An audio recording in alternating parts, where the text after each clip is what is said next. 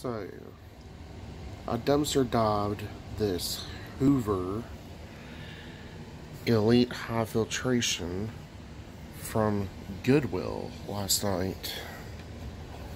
As you can see, it's really dirty.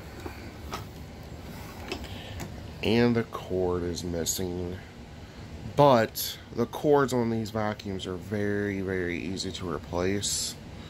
So, I got one on eBay and everything.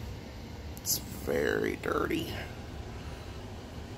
I don't see a ratings plate down there or anything.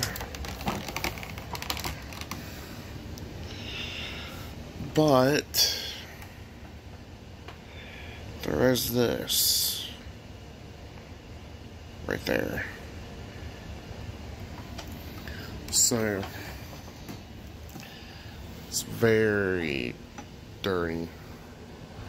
So this is going to be kind of like a little rebuild project of my own.